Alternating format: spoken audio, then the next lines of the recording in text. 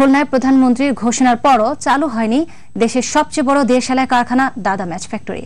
প্রায় 2 বছর ধরে বন্ধ থাকায় অর্থাভাবে মানবেতর জীবনযাপন করছে ফ্যাক্টরির 700 শ্রমিক কর্মচারী। আমলাতান্ত্রিক জটিলতার কারণে কারখানা চালু হচ্ছে না বলে অভিযোগ রয়েছে। রফিউল ইসলাম টুটুলের রিপোর্ট। শ্রমিক কর্মচারীদের পদচারণায় একসময় মুখরিত থাকা এই মিলটিতে এখন শুনশান নীরবতা। ভালো মানের হয় এখানকার উৎপাদিত দেশালাইয়ের সুনামও ছিল দেশ জুড়ে। এরপরও লোকসানের অজুহাতে 10 মাসের মজুরি বাকি রেখে 2010 সালের 18ই আগস্ট রাতের আধারে মিলটি বন্ধ করে দেয় পক্ষ। 2 বছর ধরে আমার কোনো চাকরি নেই। এখন বাল বাচ্চা নিয়ে 2টো মেয়ে আছে, 2 স্কুলে পড়ে, প্রায় বন্ধের উপক্রম হয়ে গেছে। অনেক সময় মনে হয় যে আত্মহত্যা করি, ছেলেমেলে নিয়ে খুব করুণ অবস্থা আছি আমরা।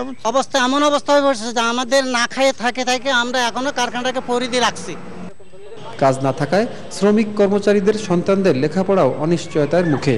এছাড়া চিকিৎসার অভাবে এরই মধ্যে মারা গেছে 30 জন শ্রমিক। এই অবস্থায় মিলটি চালু না হয় চরম ক্ষুব্ধ শ্রমিক নেতারা।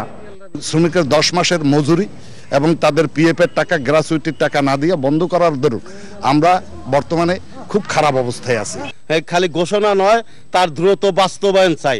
এই আমলাতান্ত্রিক জটিলতার জন্য এই চালুর প্রক্রিয়া থেমে যাবে, এইটা আর শ্রমিকেরা দেখতে চায় না। তাই শ্রমিক কর্মচারীদের দুরবস্থা বিবেচনা করে শিগগিরই মিলটি চালু করা দরকার। রফিউল ইসলাম টুটুল, দিগন্ত টেলিভিশন, খুলনা।